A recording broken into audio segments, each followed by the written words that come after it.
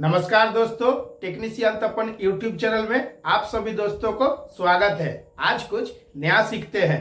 दोस्तों, जब आप किसी प्राइवेट कंपनी में या इंडस्ट्रियल में इंटरव्यू देने के लिए जाते हैं, आपके पास आईटीआई, डिप्लोमा, बीटेक डिग्री होता है। इसके बाद भी आपसे प्रैक्टिकल एक्सपीरियंस के बारे में पूछा जाता है। अगर सही तरीका से आंसर देते हैं तो एक बार में आपका सिलेक्शन हो जाता है। जब आप इंटरव्यू देने के लिए जाते हैं तो कौन कौन सा गलती बिल्कुल नहीं करना चाहिए, बायोडाटा किस तरह से बनाना है, जब आप इंटरव्यू दीजिएगा तो प्रैक्टिकल से कौन कौन सा क्वेश्चन पूछता है, आज दोस्तों मैं आप लोगों को पॉइंट टू पॉइंट बताऊंगा और इसके साथ अपना जो प्रैक्टिकल एक्सपीरियंस है वो भी शेयर करूंगा।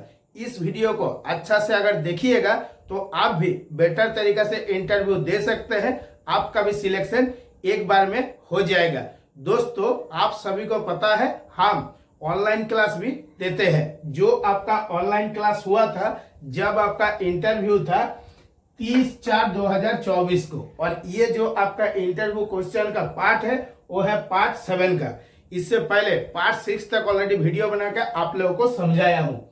और एक क्लास दिया गया था 6/4/2024 को, यानी कि अगर कोई जगह में आप इंटरव्यू देने गए हैं, क्या क्या क्वेश्चन पूछा है, आपको सही तरीका से रेडी किया गया है या नहीं किया गया है। इसीलिए जब भी कोई इंटरव्यू होता है उसके बाद और एक ऑनलाइन क्लास देके जो जो क्वेश्चन पूछा जाता है इसके बारे में भी समझा दिया जाता है ऑनलाइन क्लास में, कि जो जो टॉपिक के ऊपर ऑनलाइन क्लास हुआ था वही सेम टू सेम क्वेश्चन आपसे पूछा गया है। जब आप आईटीआई कंप्लीट कर लेते हैं और फर्स्ट टाइम किसी प्राइवेट कंपनी में या इंडस्ट्रियल में इंटरव्यू देने के लिए जाते हैं, तब अगर इंटरव्यू में आपका सिलेक्शन हो जाता है तो असिस्टेंट इलेक्ट्रीशियन का पोस्ट दिया जाता है। और आज दोस्तों मैं आप लोगों को असिस्टेंट इलेक्ट्रीशियन से लेके एग्जीक्यूटिव फोरमैन तक का क्वेश्चन के बारे में भी बताऊंगा और पॉइंट टू पॉइंट समझाऊंगा। दोस्तों, जब आप इंटरव्यू देने जाइएगा तो सबसे पहला जो रोल होता है आपका बिहेवियर। मतलब अगर आप कोई कंपनी में इंटरव्यू देने गए हैं तो आपका बात करने का तरीका बहुत अच्छा होना चाहिए। जब तक आपको कोई भी सर आपको बैठने के लिए नहीं बोलेगा तब तक आपको बैठना नहीं है। और ज्यादातर देखिएगा, जब भी आप इंटरव्यू देने के लिए जाते हैं, जो हम लोगों का सर रहता है वो बैठने के लिए आपको जरूर बोलता है। इसके बाद दोस्तों आ जाता है कि जो आपका बायोडाटा है वो किस तरह से बनाना है। जब आप फर्स्ट टाइम बायोडाटा देते हैं तो बायोडाटा देखने के बाद भी एक जो बायोडाटा पढ़ेगा उसको देख के लगना चाहिए कि ये जो लड़का है काफी अच्छा है और मेहनत करने वाला लड़का है। मतलब जब आप बायोडाटा बनाइएगा, जो आपका फर्स्ट वाला पेज होगा उसमें आपका नाम, मेल आईडी, मोबाइल नंबर और आप कौन सा पोस्ट के लिए अप्लाई किए हैं। इसके बाद जो आपका बिहेवियर है, बिहेवियर के बारे में 2 लाइन आपको लिखना है। और जो आपका सबसे ज्यादा इंपॉर्टेंट है उसके बाद आपको वर्क एक्सपीरियंस के बारे में लिखना है। यानी कि आपका जो नाम, एड्रेस है वो आपका दूसरा पेज में रहेगा। पहले आपको फोर्स करना है कि आप क्या क्या जानते हैं और किसके ऊपर अच्छा से नॉलेज बनाए हैं। तो जब आप आईटीआई, बीटेक, डिप्लोमा कर लेते हैं, इसके बाद किसी कंपनी में काम करते हैं कंटिन्यू 1 साल, इसके बाद आपका एक कॉन्फर्मेशन होता है, यानी कि किसी का आपका जूनियर इलेक्ट्रीशियन का पोस्ट दिया जाता है। नहीं तो अगर आप डिप्लोमा किए हैं तो आपको असिस्टेंट इंजीनियर का पोस्ट दिया जाता है। और जब आप धीरे धीरे काम सीख लेते हैं, अगर आपके पास डिग्री है तो इंजीनियर का जो पोस्ट है वो कंटिन्यू हाई रहता है। जैसे इस तरह से assistant engineer, junior engineer, senior engineer, engineer, executive engineer. तो जो जो मैं क्वेश्चन के बारे में आप लोगों को बता रहा हूं और जो जो चीज मैं आप लोगों को समझा रहा हूं, बेटर तरीके से अगर आप एक बार समझ जाइएगा तो कोई भी इंटरव्यू देने में आपको कुछ भी दिक्कत नहीं होगा। जो आपका लिमिटेड कंपनी होता है और इंटीग्रेटेड प्लांट है, इसमें आपको टोटल 4 को पोस्ट देखने के लिए मिलेगा। Assistant electrician, junior electrician, electrician और senior electrician. Same to same अगर आप खुद बहुत बेटर तरीके से प्रैक्टिकल एक्सपीरियंस बनाए हैं और प्रैक्टिकल तरीके से बेटर काम करते हैं तो आपका लेवल आ जाता है फोरमैन में। पहले आपका असिस्टेंट फोरमैन, जूनियर फोरमैन, फिर फोरमैन, फिर सीनियर फोरमैन, इसके बाद आपका एग्जीक्यूटिव फोरमैन का पोस्ट दिया जाता है। यानी कि अगर आप बेटर तरीका से काम सीख गए हैं और धीरे धीरे अपना पोस्ट हाई करना चाहते हैं तो ज्यादातर हम लोग क्या करते हैं, एक कंपनी से दूसरा कंपनी चेंज करते हैं। और इसमें सबसे जो बहुत बड़ा रोल रहता है वो रहता है इंटरव्यू का टेबल में।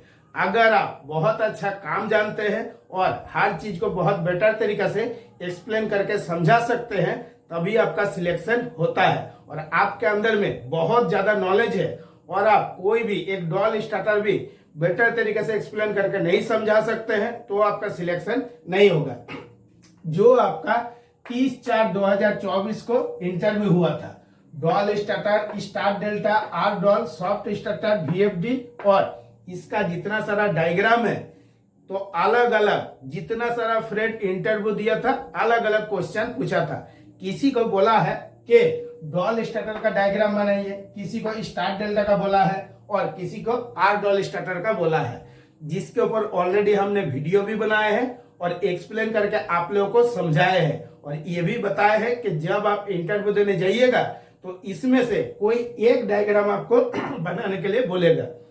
अगर आप बेटर तरीका से डायग्राम को बना लेते हैं और अच्छा से एक्सप्लेन कर देते हैं तब तो कोई दिक्कत नहीं है। इसके बाद आ जाता है दोस्तों कि जो SMS डिपार्टमेंट में काम कर रहे हैं यानी कि स्टील मेल्टिंग शॉप में, तो जब भी आप अगर SMS डिपार्टमेंट में काम कर रहे हैं तो आपको एक काम जानना बहुत जरूरी है। वो कौन सा? वो है EOT क्रेन का। तो EOT क्रेन का प्रैक्टिकल नॉलेज जो है वो तो आपके पास भरपूर है, लेकिन जो आपका EOT क्रेन का डायग्राम है, जो main host, auxiliary host, long travel, cross travel, तो ये जो चारों चीज है इसका जो डायग्राम है वो बेटर तरीके से आपको बनाना आना चाहिए। इसमें से सारा डायग्राम आपको बनाने के लिए नहीं बोलेगा, क्या बोलेगा कि मेन होस्ट का डायग्राम बना के और एक्सप्लेन करके समझाइए।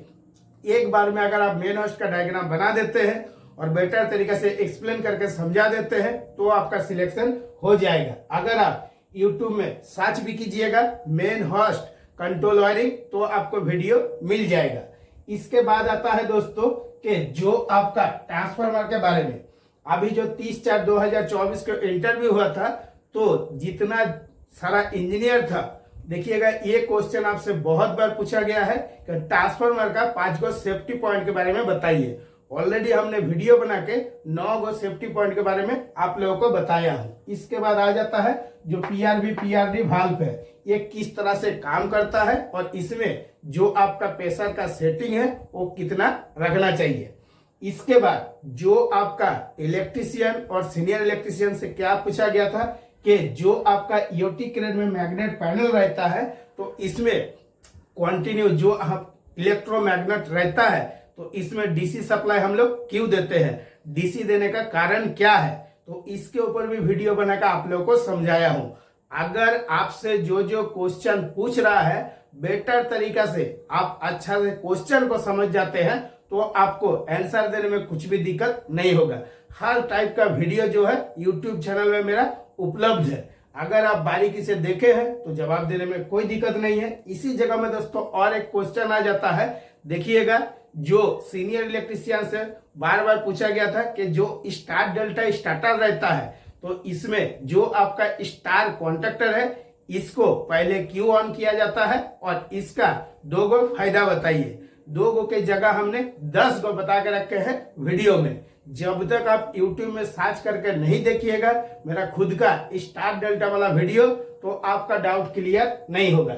इसके बाद दोस्तों आ जाता है कि जो आपका एक 50 HP का मोटर है तो इसको हम लोग कौन सा स्टार्टर से चलाएंगे, चलाने का तरीका क्या होना चाहिए। अगर एक 50 से लेकर 100 HP का मोटर है तो बहुत सा जगह में आपको प्रैक्टिकल में देखने के लिए मिलता है कि डॉल स्टार्टर से चल रहा है, लेकिन डॉल स्टार्टर से जब चल रहा है तो उसका तरीका भी बिल्कुल अलग है। प्रैक्टिकल में क्या आपको देखने के लिए मिलेगा कि कोई जगह में आपको डॉल स्टार्टर से चल रहा है, कोई जगह में आपका सॉफ्ट स्टार्टर से चल रहा है। तो जब आप फर्स्ट टाइम मोटर को स्टार्ट करते हैं तो अनलोड में चालू करते हैं, फिर जब मोटर का 80 से लेकर 100% स्पीड आ जाता है तो धीरे धीरे उसमें लोड दिया जाता है। अभी जब आप प्रैक्टिकल में काम कीजिएगा किसी प्राइवेट कंपनी में या इंडस्ट्रियल में, मैं जो जो पॉइंट बोला हूं आपको प्रैक्टिकल में देखने के लिए बोलेगा। इसीलिए क्वेश्चन आ जाता है कि एक 50 HP का मोटर को कौन से स्टार्टर से चलाएंगे, DOL starter, R DOL starter, start delta reverse forward या सॉफ्ट स्टार्टर। इसके बाद आ जाता है VFD के बारे में। अगर और एक जो सबसे बड़ा पॉइंट वाली बात है, अगर आप पावर प्लांट में, DRI में या रोलिंग मिल में, SMS में किसी भी डिपार्टमेंट में काम करते हैं तो जो डिपार्टमेंट में आप काम करते हैं वहां का जो बेसिक नॉलेज है वो बेटर तरीका से आपको बनाना है, क्योंकि जब जो डिपार्टमेंट में आप काम करते हैं वहां से जो क्वेश्चन पूछेगा बेसिक के बारे में आपको जवाब देना है। इसके बाद जैसे मैं आप लोगों को बता रहा हूं, DOL starter, R DOL starter, start delta reverse forward, EOT crane और मैग्नेट, ये सब तो क्वेश्चन आपसे पूछेगा। कब पूछेगा? जब आप फर्स्ट क्वेश्चन का आंसर बेटर तरीके से दीजिएगा तभी आपसे आगे क्वेश्चन पूछेगा। एक क्वेश्चन, दो क्वेश्चन पूछेगा और बेटर तरीके से अगर आप आंसर नहीं देते हैं तो देखिएगा आपका जो इंटरव्यू है 5 से लेकर 10 मिनट के अंदर में खत्म हो जाएगा। और बेटर तरीके से अगर आप आंसर देते हैं तो वही इंटरव्यू जो है 20 मिनट 25 मिनट कंटिन्यू आपसे पूछेगा। और पूछने के बाद एक बार में आपका सिलेक्शन भी हो जाएगा अगर सही तरीके से आंसर देते हैं तो। और एक क्वेश्चन क्या पूछा था, जो VFD का यूज कहाँ किया जाता है, यानी कि जितना सारा फ्रेंड SMS में काम कर रहे हैं या पावर प्लांट में या रोलिंग मिल में, तो आप लोगों को जरूर पता है कि VFD का इस्तेमाल हम लोग कहाँ पे करते हैं और इसके ऊपर वीडियो बना के भी मैं आप लोगों को समझाया हूँ। जब आप प्रैक्टिकल में काम करते हैं तो आपके अंदर में प्रैक्टिकल वाला नॉलेज भी होना चाहिए। इसके बाद दोस्तों आ जाता है EOT क्रेन में, जो आपका सिल्वरिंग मोटर है, इसका उपयोग हम लोग क्यों करते हैं, किस लिए करते हैं, इसको करने का कारण क्या है। EOT क्रेन में जो आपका रेजिस्टेंस बॉक्स रहता है इसका काम क्या है, किस तरह से काम करता है। EOT क्रेन में जो आपका लिमिट स्विच है, rotary limit switch, gravity limit switch और लीवर टाइप लिमिट स्विच, इसका वर्किंग प्रिंसिपल के बारे में बताइए। जब आप वर्किंग प्रिंसिपल के बारे में बताइएगा तो इसके साथ आपको प्रैक्टिकल एक्सपीरियंस भी शेयर करना है कि आखिर जो प्रोडक्टिव पैनल है इसके साथ ग्रेविटी लिमिट स्विच का इंटरलॉक क्यों दिया जाता है। जो आपका मेन होस्ट का पैनल है या axillary host, long travel, cross travel, तो इसमें जो रिवर्स फॉरवर्ड का कॉन्ट्रैक्टर है, तो जो अगर मेन होस्ट है तो रोटरी लिमिट स्विच के साथ आपका कनेक्शन रहता है और अगर CT और LT है तो लीवर टाइप लिमिट स्विच के साथ कनेक्शन रहता है। अगर बेटर तरीके से समझा दीजिएगा तो देखिएगा एक बार में आपका सिलेक्शन हो जाता है। और जो जो मेन पॉइंट है, जितना सारा आपका ITI हो गया, एग्जीक्यूटिव फोरमैन हो गया, इंजीनियर हो गया, सीनियर इंजीनियर हो गया, आपको बहुत ज्यादा अच्छा से क्या फोकस करना है, बेसिक नॉलेज के ऊपर। इसके बाद आ जाता है दोस्तों कि बेसिक नॉलेज किस तरह से बनाना है ना। देखिएगा ACB, VCB, SFC, CCM, PLC, RLC, इसका ऑलरेडी वीडियो बना के बेसिक नॉलेज के बारे में मैं बताया हूं। जिस तरीका से मैं एक्सप्लेन करके बताया हूं सेम टू सेम कॉपी करके भी आप एक बार बता देते हैं तो आपका इंटरव्यू में सिलेक्शन हो जाएगा। तो दोस्तों आज के वीडियो के लिए इतना ही। नमस्कार, जय हिंद।